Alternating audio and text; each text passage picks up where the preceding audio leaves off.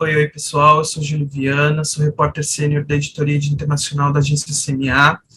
Essa é mais uma edição do nosso programa da agência, que é o Pós-Fed Copom, onde a gente conversa com os especialistas para saber como que foi a decisão do Fed e do Copom e as repercussões disso no mercado, né? Hoje a gente vai falar com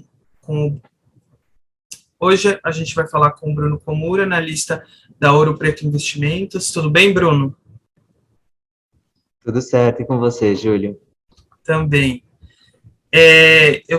Só vou fazer aqui um breve resumo do que aconteceu. Basicamente, com o Fed, na quarta-feira, ele subiu 0,75 ponto percentual na taxa de juros, subindo para um intervalo entre 1,5% e 1,75% na taxa básica de juros americana.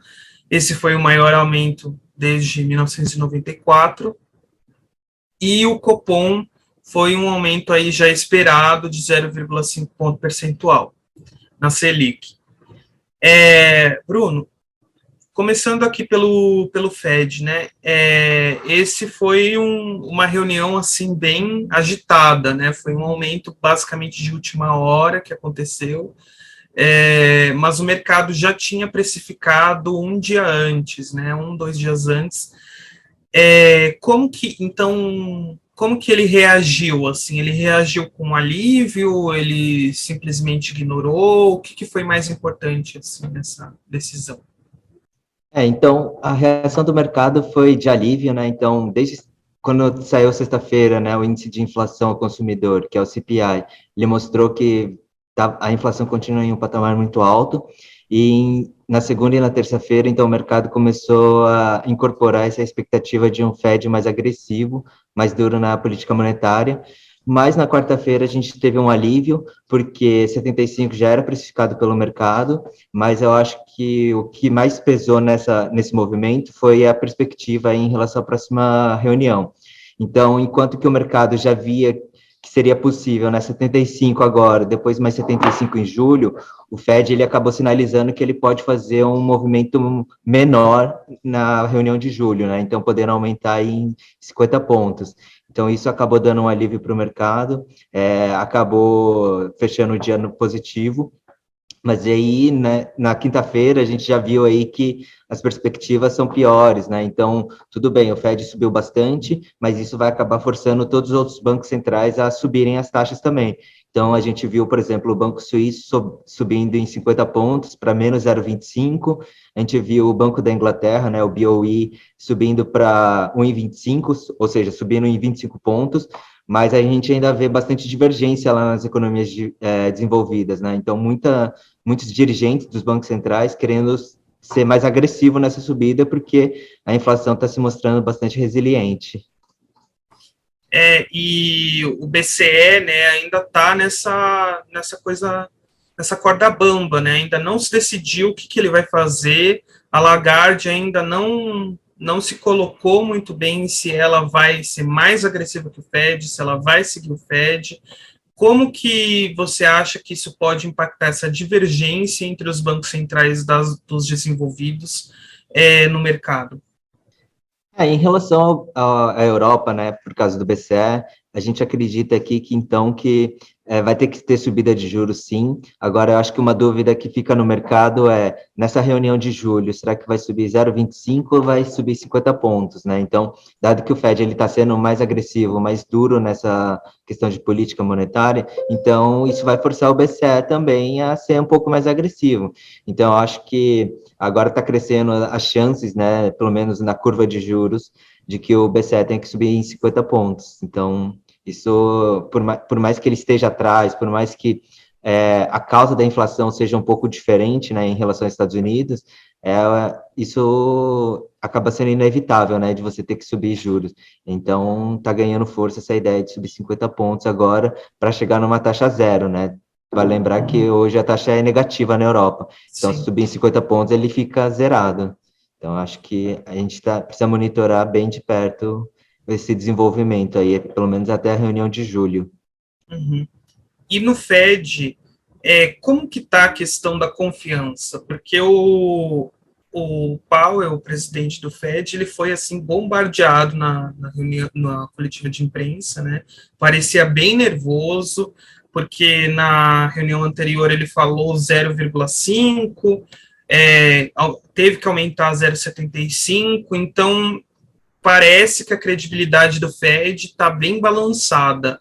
Como que você acha que o mercado está em relação ao Fed? Ele está ainda acreditando que ele vai ser capaz de fazer, se não um soft landing, pelo menos controlar a inflação, ou as coisas estão saindo do controle?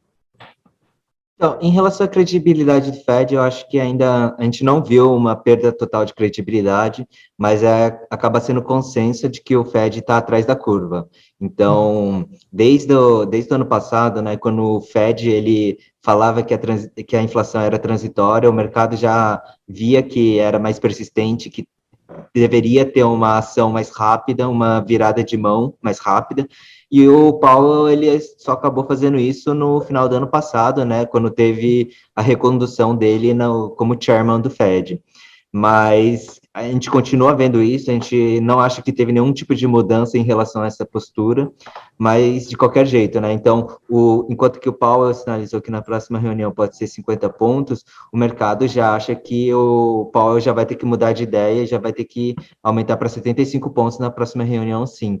Então, essas mudanças aí, eles vão acontecendo muito devagar, é uma coisa que a gente já está vendo que está acontecendo desde o ano passado, então não é nenhum tipo de surpresa esse tipo de coisa, né? Então a gente não acha que a credibilidade do Fed está diminuindo aí, por mais que ele tenha mudado nessa de 50% na reunião passada para uma, de fato, 75 pontos, não foi uma mudança assim que surpreendeu o mercado, não. Tanto é que já era amplamente esperada, né? Então, a gente não acha que teve problemas assim em relação à credibilidade, mas o único ponto é exatamente esse. Ele continua atrás da curva, ele talvez tenha que ser muito mais duro. Essa questão de soft landing ainda divide bastante a opinião, mas a gente não é tão simples assim. Muita gente ainda continua acreditando no hard landing, que é pelo que a gente vê aqui, de casos de análise, né? O JP ele acredita no soft landing, mas dado o patamar da inflação, né, em 8,6 e cerca de 4 a 5% no ano que vem, ainda precisa ter uma desinflação bastante relevante, e para você ter um tipo de uma desinflação nesse patamar, né, para conseguir chegar à meta de 2%, historicamente esse tipo de desinflação tem causado recessão, sim. Talvez não agora, nos próximos 12 meses, mas talvez numa janela aí até 24 meses, o mercado acredita que seja bem provável. Entendi. Agora, passando para o Copom, então foi um aumento também esperado pelo mercado de 0,5, e ele sinalizou que talvez vai fazer mais um aumento de 0,5 ou menos, né? O que você acredita que vai acontecer na próxima reunião e o que o mercado espera, né? Eu acho que o mercado, ele recentemente, né, desde que a gente começou a ver esse projeto do ICMS avançando, então o mercado já começou a incorporar risco fiscal na curva de juros, que eu acho que esse é um dos principais problemas, né? Então, é que o Fed teria que ser mais hawkish, mais duro, acho que já estava bastante incorporado, então a ideia era 13,25 por um longo período, mas agora quando a gente começa a embutir risco fiscal também, né, principalmente do ICMS, que ele dá um alívio agora no curtíssimo prazo, momentâneo, né, no IPCA, mas que acaba jogando a conta para 2023, 2024, então a gente já acha aí que ao incorporar esse tipo de risco fiscal, o Copom ele vai ter que subir mais 50 pontos, chegando aí 3,75, e a partir disso ele já poderia começar a comunicar, né, a ver aí que ele vai ter que deixar por mais tempo mesmo, sem precisar aumentar a taxa de juros. Mas eu acho que isso já estava precificado na curva, do mesmo jeito que teve reprecificação na curva de juros lá fora, né, para incorporar esse 0,75, aqui no Brasil a curva de juros também já começou a incorporar todos esses riscos fiscais, então já colocou na conta também mais um aumento aí. Eu acho que a principal aposta aí é em 50 pontos mesmo. Mas é basicamente isso, né? Então, Mas depois disso, você acredita que eles vão dar vai ter uma parada aí, não? Isso, exatamente. Eles vão conseguir parar, né? Acabar com o ciclo de alta em 3,75 e depois a gente começa a revisar, então, a expectativa de quando ele começa a baixar. Se antes era para a gente tinha expectativa, a perspectiva de abaixar no primeiro semestre, isso já começa a ser jogado aí para o segundo semestre do ano que vem. Então, isso acaba refletindo aí principalmente na parte intermediária da curva de juros, né? Uhum. Tem algum movimento? O que a gente vai precisar monitorar a partir de agora para confirmar esse aumento de 0,5 no Copom a partir de agora?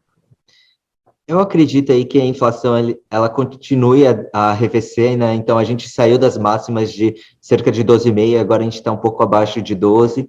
Eu acho que esse movimento deve continuar assim, mas eu acho que o principal ponto que precisa ser observado é a questão política mesmo, né? Então a gente tem que ver, poxa, como é que vai ser essa ideia do ICMS? Como é que vai ser, como é que de onde que vão sair os recursos. E depois disso, né, a gente ainda precisa ver, poxa, isso daí é só uma ideia aí do que pode acontecer de política eleitoral, né, sendo mais populista. Então, talvez possam aparecer mais coisas, mais ideias de projetos que vão tentar ajudar na eleição agora, mas que vai deixar uma conta aí para os próximos anos. Então, isso pode ser só o começo. Então, a partir do momento que a gente vê, então, o projeto do ICMS passando, a gente tem que monitorar também. Poxa, será que tem risco de acontecer mais coisa? Será que vai ter mais algum tipo de projeto nessa linha? Então, acho que isso daí é um dos principais riscos aí, é o que a gente acaba monitorando bem de perto. Legal, Bruno. Acho que a gente encerrou por aqui. Eu gostaria muito de agradecer você, Bruno Komura, analista da Ouro Preto Investimentos, pela entrevista, pelo seu tempo. A agência CMA está numa nova programação de vídeos à disposição nas nossas redes sociais. Se quem quiser acompanhar, basta ir no nosso site ou no nosso canal do YouTube. No canal do YouTube você pode seguir, ativar o sininho para receber todas as atualizações. Muito obrigado, Bruno. Obrigado, Júlio. Eu que agradeço pela oportunidade. E até a próxima, pessoal.